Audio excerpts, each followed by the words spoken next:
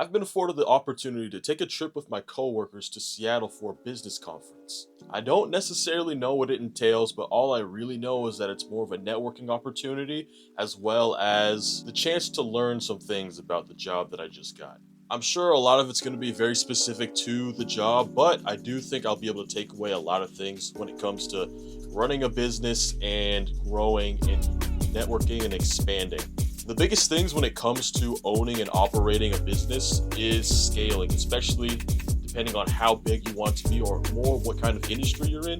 You want to get as big as possible and try and increase your profit margins. While I'm not particularly a strong capitalist, I do understand what that's supposed to be. So I'm going to pack up for a couple of days, get moving, and we'll see how things go. We just got out of our morning conference. It's just some real basic stuff. Just a team meeting. In the car right now. Shout out to my boy Phelan. Shout out to Keegan. Everybody say hi to the camera. Keegan the GOAT. Yeah. He is pretty great. But so right now we're going to Costco. In a couple hours, we're going to head up to Seattle. This will be my my second time ever actually being in Seattle. First time during the day, so that'll be a fun experience. And we're gonna go to the Airbnb. It sounds like we're gonna be in a mansion with 10 people, so we'll see how that goes. I'm interested to see how that dynamic just shakes out in general. So stay tuned. All right, so we made it out to the first one of our Airbnbs here. This is the girls' house. This is, I guess, where we're gonna be doing all of our meeting stuff. They said it's the hangout spot. This is where all 18 of us or whatever it's gonna be are gonna be meeting up, hanging out during the daytime. Go stay in our own place whenever it's time for us to go to bed.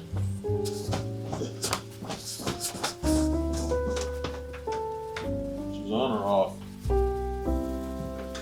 Shoes on, shoes off.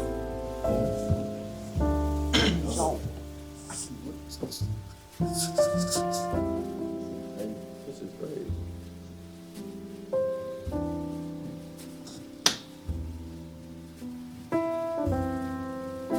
Damn. Nah, son.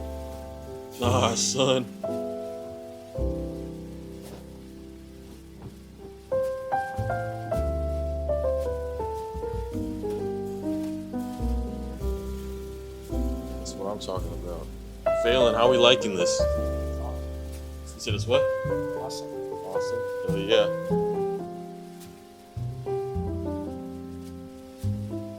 Got a nice view of the lake right here.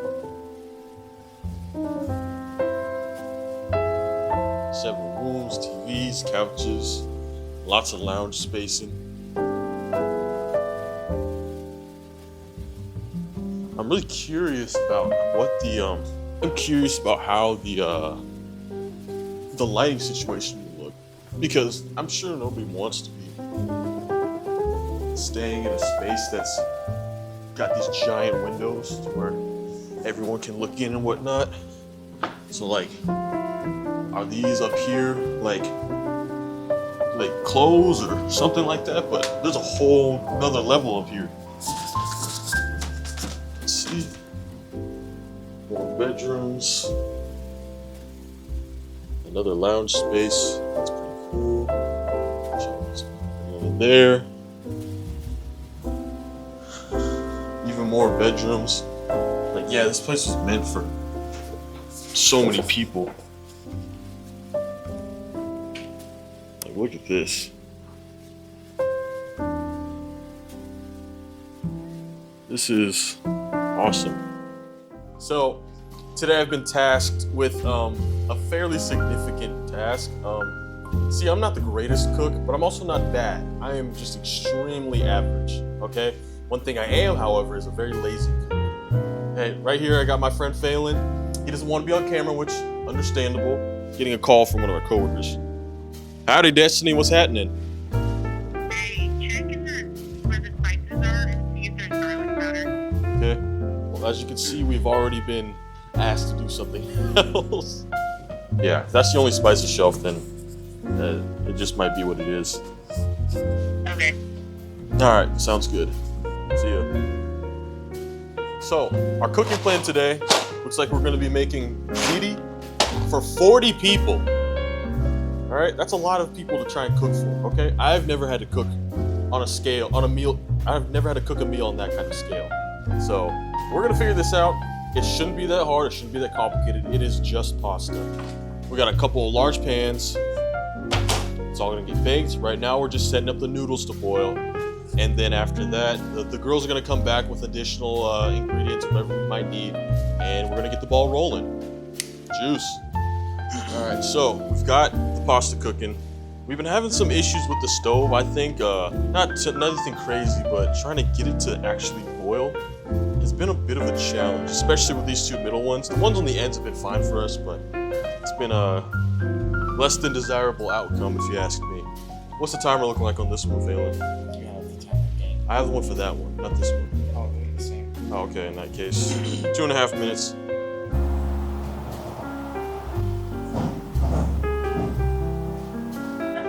Okay, so after about like 45 minutes, we've got some of the pasta done. We got it right here. I don't know how well it can be seen, but the house is starting to fill out right here. Hey Tony, come get in this real quick. What's up? This is my boss, Tony. How you doing? Doing pretty good. Yeah. And then we got the rest of the crew. Everybody say hi. Hi. Nothing too crazy, but we're getting the meat cooked up, and probably in like 45 minutes things will be done. So I'll check back in a minute. See you guys later.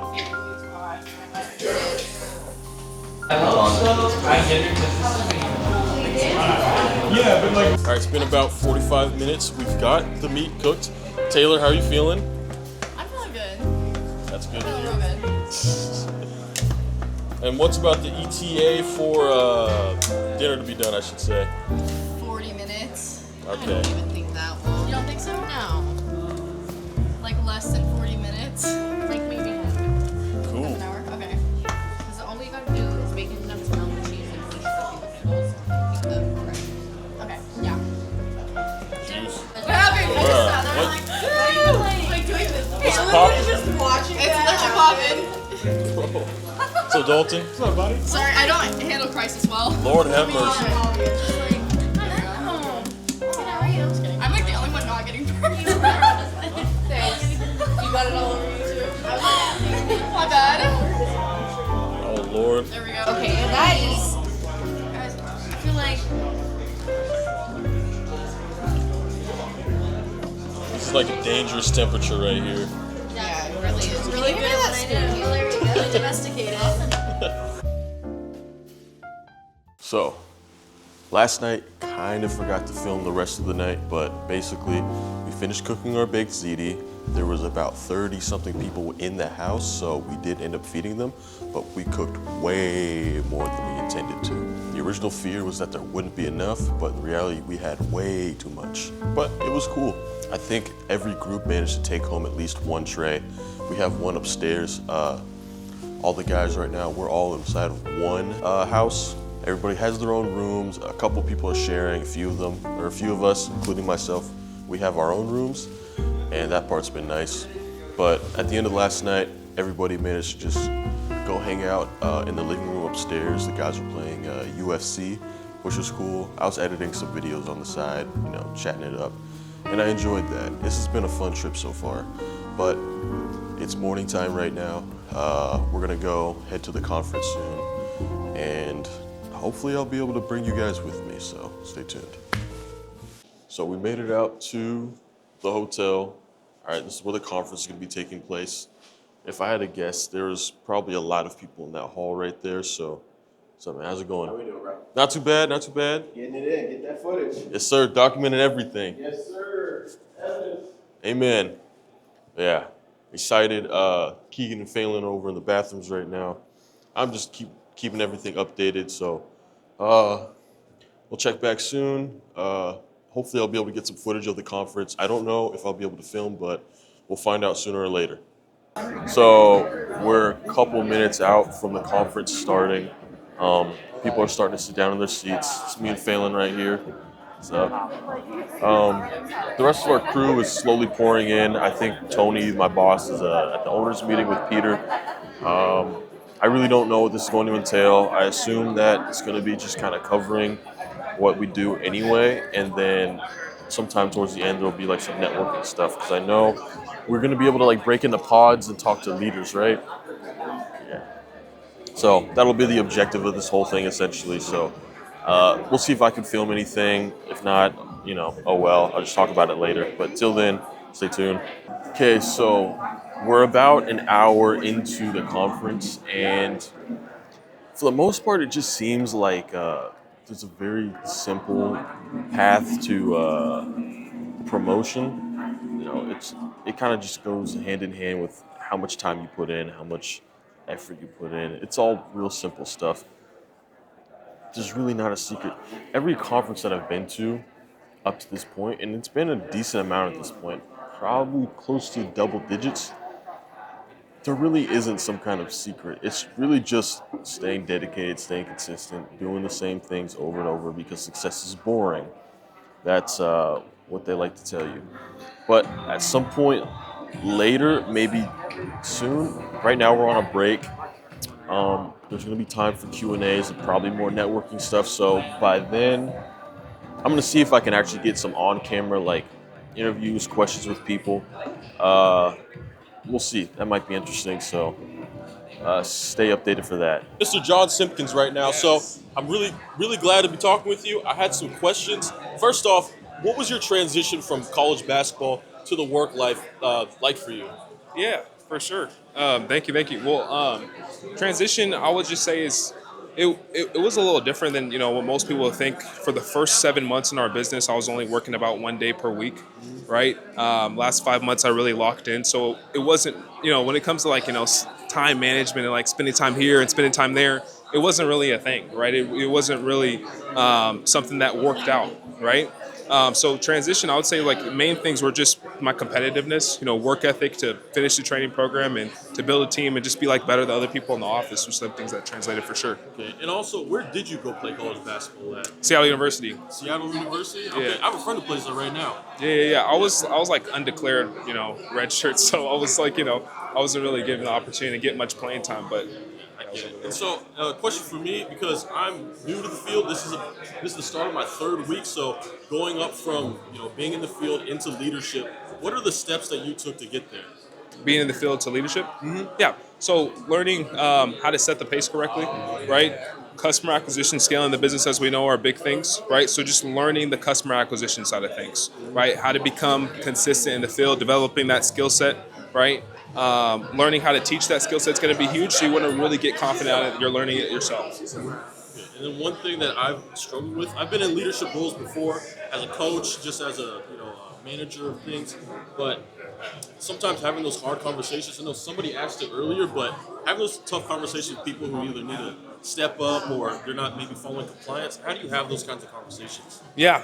So you kind of want to just rip the Band-Aid, right? You don't want to like wait on a conversation to be had, right? You just want to rip the Band-Aid and just be able to get good at having conversations with people, right? It's kind of like in the field. Are you in AT&T or what? Yeah, AT&T. Okay. So like when you're explaining like proration and you're explaining like all these things, people can take preemptive convos, but they can't take surprises, right? So when it gets to really bad and you're just like, oh yeah, you're fired, right? Saying that and there's being no lead up to it, they're gonna be like, what the heck? Like, what happened? Like, why are you just doing this all of a sudden, right? So you want to have some sort of preemptive combos lined up and say like, hey, listen, this, like, what we're seeing, you're doing these things well, these things you're maybe doing bad, right? So this is how we can improve upon them, right? And just having those small combos, and it also comes from just knowing the person, right? Once you get to know them, you can have a lot better combos with them, especially if they're on your team, because you can tie the conversation back to their why. Just be like, hey, you struggle in the field, you roll a donut today, right? Tie it back into their why of like, hey, I want financial freedom for my mom, right? I want to, put my mom on payroll, right?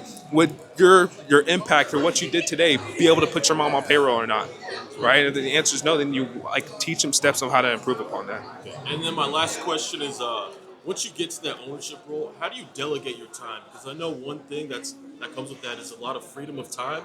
So you do still have to be involved with your work, but also you have time to yourself. Do you spend that putting it back into your work, or do you go find other ventures like investments or other startups you might want to do?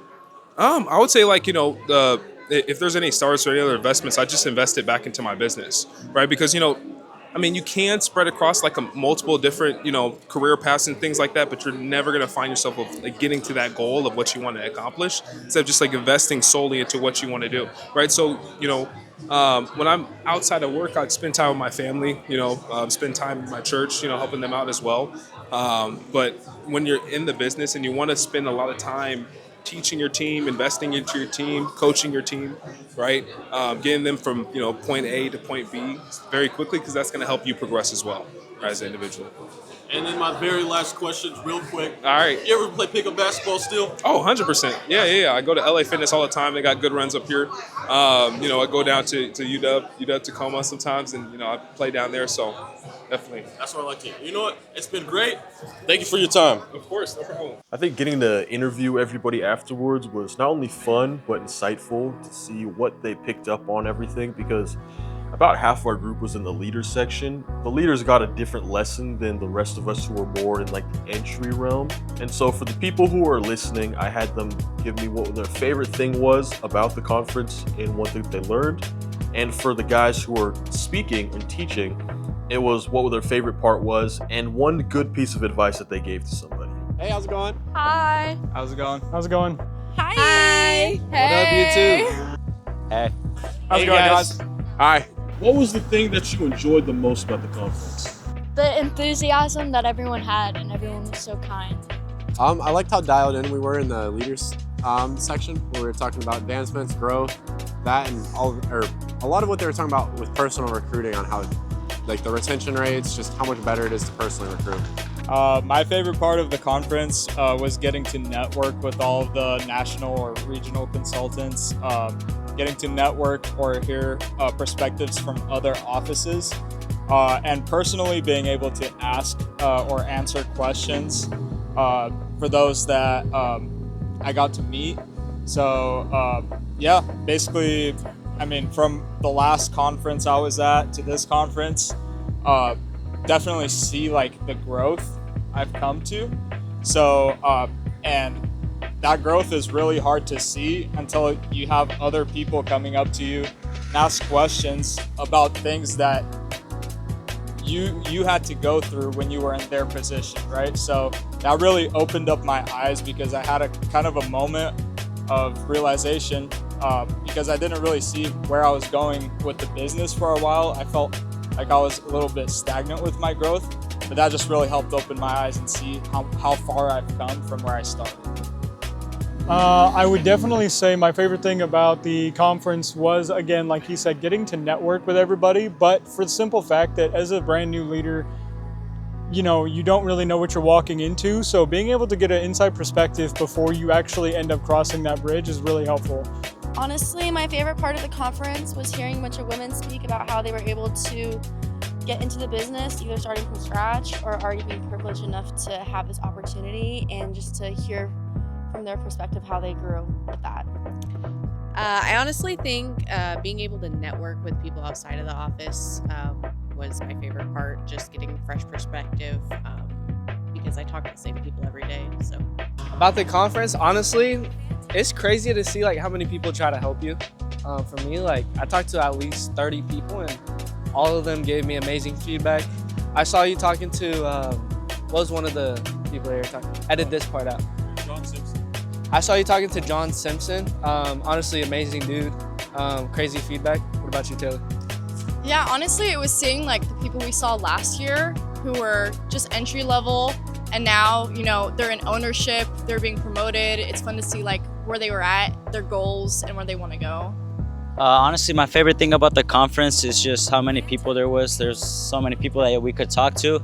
And honestly, sometimes when things get repetitive, just getting new points of views is very important. So just all the points of views and perspectives there was. Yeah, my favorite part about the conference is just, seeing everyone, back in Portland, people from Salem meeting up all the way out in Seattle, and just seeing the old team, seeing how we interact, right? The culture that we've created, how we differ from each other, and just making an impact on, Pacific Northwest overall. Yeah, my favorite part of the conference was definitely the perspectives that you got from a few different individuals. The speakers were great, and the culture is always something that brings me here for sure. I'm Peter. I'm the assistant manager at Noble Crest Solutions.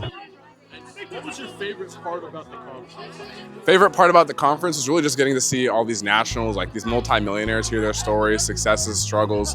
We just get to learn a lot from them, ask them a bunch of questions, talk their ear off, because they know a lot. They got all this information, all this juice, and for me, it's just like, that's where the answers are. I'm just gonna ask as many questions as possible, figure out what I need to improve on so I can get where I wanna go. Because to me, ownership isn't the end all be all, like they mentioned, it's just a starting point for me. And what is something that you learned? Definitely personal recruiting, obviously. Apparently there's a 40% more likelihood that they stick around if you personally recruit them. And also, I think it was 40% more for, I'm probably off on these numbers, but 40% more likelihood of them advancing into leadership if you personally recruit someone. What was your question again? What did you learn?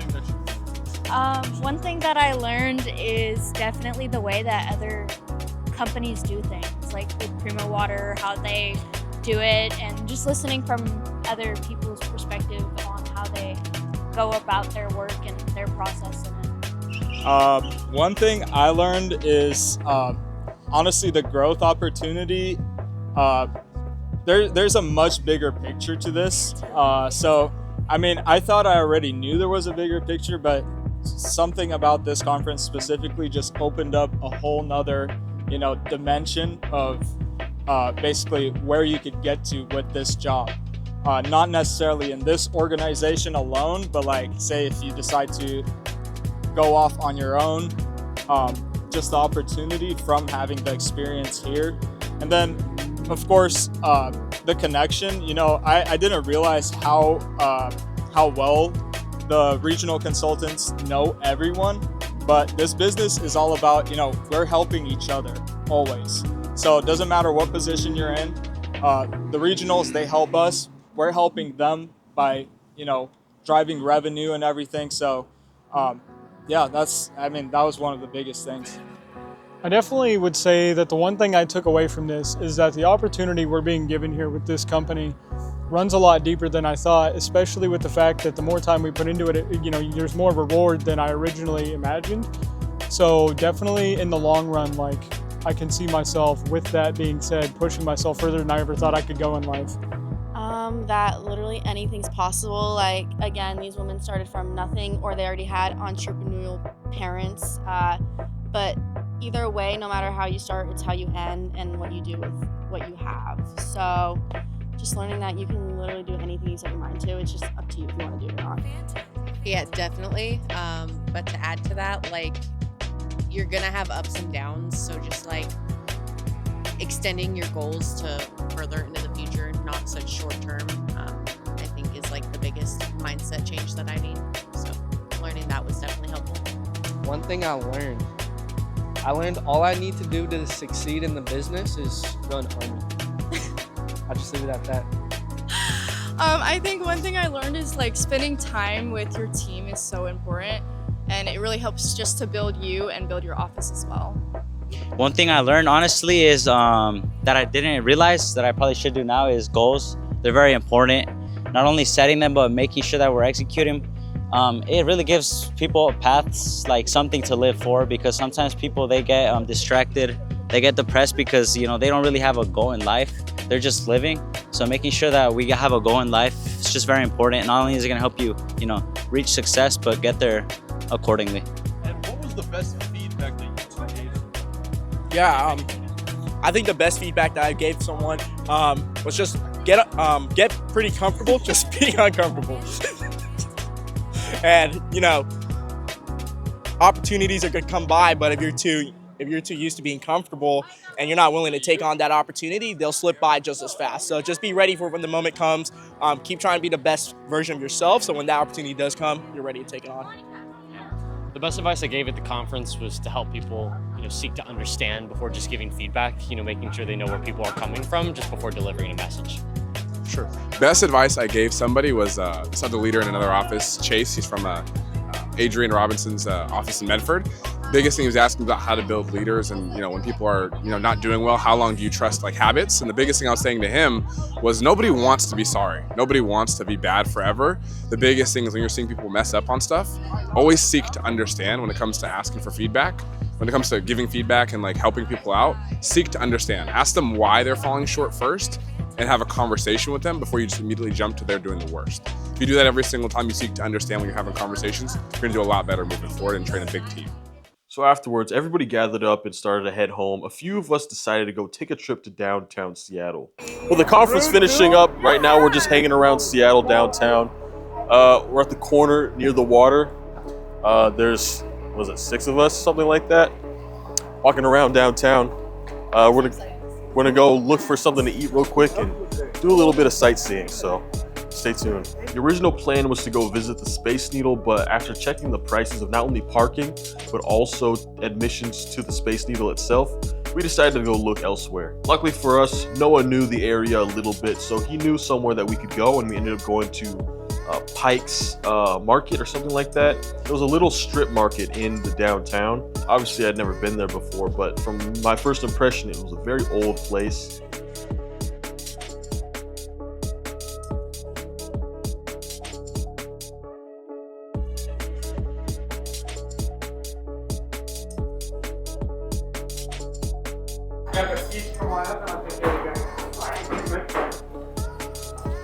We went into a little restaurant, and why not both? Yeah, the price for that shit was way too crazy, so we're looking to go somewhere else, and we'll figure that part out soon.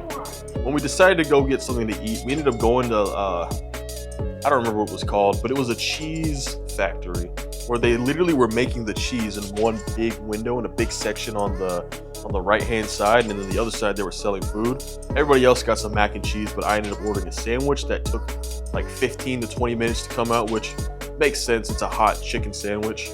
Everybody else was basically done with the food by the time I got mine. So, I mean, that was a little bit funny. But throughout this entire time, especially throughout the evening and after the conference, and even a little bit during the conference, I was able to talk to and like really become, I won't say friend, actually I'll say friends, befriending a bunch of my coworkers, which I hear is not like the most ideal thing to do. A lot of people always say like, don't be friends with your coworkers, but in my case, they're all around my age, between 19 and 24 years old, something like that. And it's just nice to be in a group of young people again, because for the last several years I spent hanging around a bunch of like old dudes. And not to say that these are bad old dudes, but after a certain age, a lot of these guys just become so set in what they're doing, they can't fathom anything else. But now that I've gotten home, I have some quick takeaways from the whole experience. The first thing is that anything you do in life, you have to be persistent in it. That was kind of the one thing that they preach the most.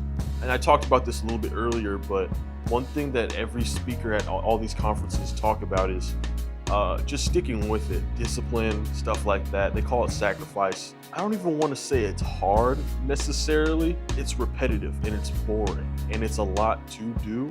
Like, you do have to put in the effort, but it's not going to be like oh, I'm just naturally good at this, so I'm going to do it just a couple times and then suddenly I'm at the top. That's just not how things work. I'm not usually the most like, these are the keys to success types of guys, you know? I'm more of just a creative person. But this happens to be where I work, and this is an avenue that I need to be going down, because at some point I want to, have my own business, which, I mean, I guess technically I do, just because that's how I function as a single entity business or something like that. I don't know. But these keys don't just apply to my current job. These can apply to literally anything you do and want to be good at. And there's not really any kind of like secret sauce. It's just show up, stay committed, stay disciplined, and you will find a way. But that's gonna wrap it up for this vlog. I want to give a big shout out to Noblecrest and my boy Tony for bringing everybody along. It's been much appreciated, and it was fun. I really enjoyed it. And to everybody watching this, I want to thank you for taking your time to listen to me and take a dive into what my day looks like. So thank you once again. Have a great night, everybody. managers.